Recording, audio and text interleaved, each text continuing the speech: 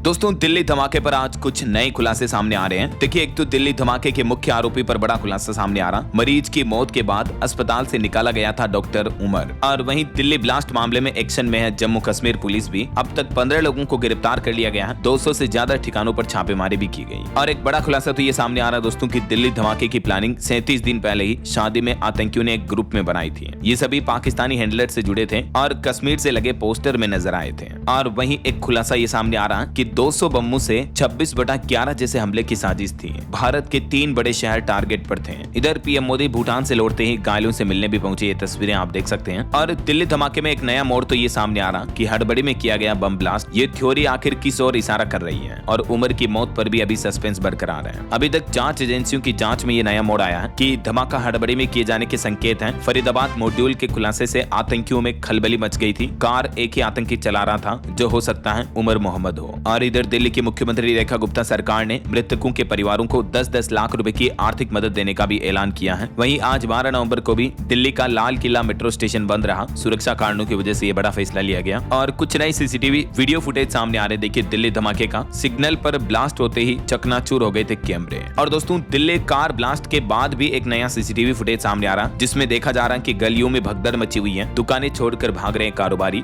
जांच टीम ने 42 सबूत भी इकट्ठा किए इस मुद्दे को लेकर। तो वहीं इधर 4 डॉक्टर, एक मौलवी और 17 संदिग्ध लोगों जेस टेरर मॉड्यूल से जुड़े 22 लोगों को भी हिरासत में लिया और उनसे भी पूछताछ जारी है। दिल्ली ब्लास्ट की जांच के लिए एनआईए ने गठित की 10 सदस्यों की स्पेशल टीम। एडीजी विजय सखारे करेंगे नेतृत्व। और एक जांच में ये पता चला दोस्तों की दिल्ली विस्फोट में इस्तेमाल i20 कार सबसे पहले दिल्ली के कनॉट पैलेस और मयूर विहार में नजर आई थी। सीक्वेंस में सीसीटीवी फुटेज देखने के बाद जांच में यह बड़ा खुलासा सामने आ रहा है। चलिए, और वहीं देखिए, जैसा कि मैंने आपको शुरुआत में बताया था, दिल्ली धमाके के मुख्य आरोपी पर बड़ा खुलासा सामने आ रहा। जो डॉक्टर उमर पर गंभीर आरोप लग रहे हैं, उस पर क्या नया खुलासा पता चला, देखिए आज तक की टीम को। दिल्ली ब्लास्ट की जांच कर रही एजेंसियां अभी तक ये मानकर चल रही हैं कि मुख्य आरोपी डॉक्टर उमर ही था, जिसके शरीर के परखच्चे भी धमाके के साथ ही उड़ गए। तो आज तक फैक्ट चेक टीम की पड़ताल में अब उमर को लेकर एक चौंकाने वाली बात सामने आई है, जिसके मुताबिक एक मरीज की मौत उस डॉक्टर के करियर का अंत बनी थी। ये बात साल 2023 की है। डॉक्टर उमर उन नबी अनंतनाग के गवर्नमेंट मेडिकल कॉलेज के सीनियर रेजिडेंट के तौर पर काम कर रहा था और उसने एमबीबीएस और एमडी की पढ़ाई श्रीनगर के गवर्नमेंट मेडिकल कॉलेज से की थी। उसके बाद 3 साल की सीनियर रेजिडेंसी करने अनंतनाग मेडिकल कॉलेज आया था, जहां डॉक्टर गुलाम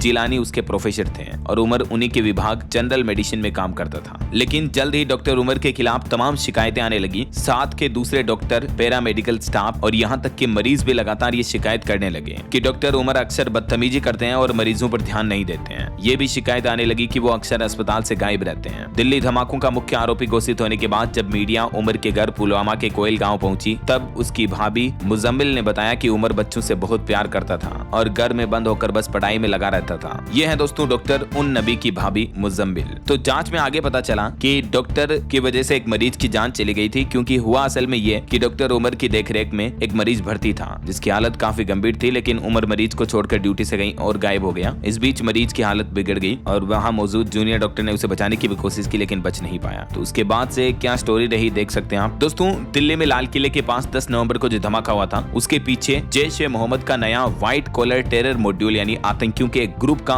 खुलासा उजागर हुआ है। और इस मॉड्यूल में कई डॉक्टर, प्रोफेसर और महिला सदस्य थे जो पाकिस्तानी हैंडलर्स के सीधे संपर्क में थे। शुरुआती जांच में यह भी पता चला कि ये नेटवर्क मेडिकल प्रोफेशन और शैक्षणिक संस्थानों की आड़ में काम कर रहा था ताकि किसी को शक वगैरह ना हो। और हरियाणा के फरीदाबाद, जम्मू कश्मीर के पुलवामा और उत्तर प्रदेश के सहारनपुर समेत कई इलाकों से ये टेरर मॉड्यूल जुड़ा था। इसकी शुरुआत धमाके से ठीक 37 दिन पहले 4 अक्टूबर को सहारनपुर में एक शादी से हुई थी। इसके बाद ग्रुप ने फौजियों को धमकाने वाले पोस्टर, हथियार, विस्फोटक और फंडिंग के नेटवर्क तैयार करना शुरू किया। सुरक्षा जांच एजेंसियों को कश्मीर में 19 अक्टूबर को जैश के पोस्टर दिखने से मॉड्यूल के एक्टिव होने का सुराग मिला और जांच में यह भी सामने आया कि नेटवर्क की सबसे अहम महिला सदस्य डॉक्टर शाहीन शहीद थी। वह जैश सरगना मसूद अजहर की बहन शादिया अजहर से डायरेक्ट जुड़ी थी। यह है वो डॉक्टर शाहीन शहीद। आरोप इन पर यह है कि ये मुजम्मिल की करीबी मानी जाती है और इनकी भी कार में राइफल वगैरह पाई गई थी। ये कुछ और डॉक्टर हैं जिन पर ये घिनौने और गंभीर आरोप लगे हैं। जांच एजेंसियां अभी तो सभी की इन्वेस्टिगेशन कर रही हैं, एक एक करके सारे सच सामने आएंगे जरूर। ये वो पोस्टर है जो मिला था दोस्तों, जिससे जांच एजेंसियां सक्रिय हुई थी। 17 अक्टूबर की डेट लिखी हुई है इस पर। ये पोस्टर वैसे तो उर्दू में लिखा है, इसका हिंदी ट्रांसलेशन क्या है वो भी आप देख सकते हैं। और ये दो दोस्त जो पहले डॉक्टर बने थे और उसके बाद कैसे आतंकी बने। और अभी प्रधानमंत्री नरेंद्र मोदी भूटान दौरे से वापस आ गए हैं। यहाँ उन्होंने दिल्ली लाल किला धमाके में घायल लोगों के साथ मुलाकात की, उनका हालचाल जाना। पीएम मोदी एयरपोर्ट से डायरेक्टली LNJP हॉस्पिटल गए जहां घायल भर्ती हैं। और दोस्तों मीडिया रिपोर्ट्स के मुताबिक तो आतंकियों की 200 बम यानी IED से 26/11 जैसा भयंकर हमला करने की साजिश थी। दिल्ली धमाके से जुड़े अब तक के 4 बड़े अपडेट्स देखिए। कार चलाने वाले आतंकी डॉक्टर उमर की मां का DNA टेस्ट कर लिया गया है और जांच के लिए उसे एम्स की फोरेंसिक लैब भेजा गया है। विस्फोटक में शामिल हुई I-20 कार फरीदाबाद स्थित एक second hand car showroom royal car zone ने बेची थी। शोरूम का मालिक भी हिरासत में ले लिया गया है। फरीदाबाद की अल फलाह यूनिवर्सिटी की vice chancellor doctor Bhupinder Kaur ने बयान जारी करते हुए कहा कि कैंपस में केमिकल लाने की बात गलत है। इधर घटना वाली जगह से करीब 40 सैंपल इकट्ठे किए गए हैं। शुरुआती जांच में पता चला कि एक सैंपल में अमोनियम नाइट्रेट होने की संभावना है। ये एग्जैक्टली वो लोकेशन है जहां पर दिल्ली में लाल किले के पास मेट्रो स्टेशन गेट नंबर 1 पर धमाका हुआ। बाकी दोस्तों और भी आगे के लाइव अपडेट्स हम आपको बताते रहेंगे इसी चैनल DLS न्यूज के माध्यम से। बिल्कुल आप जुड़े रहेगा मेरे साथ। DLS न्यूज चैनल को सब्सक्राइब करके बेल आइकन जरूर दबा देना। जय हिंद, वंदे मातरम।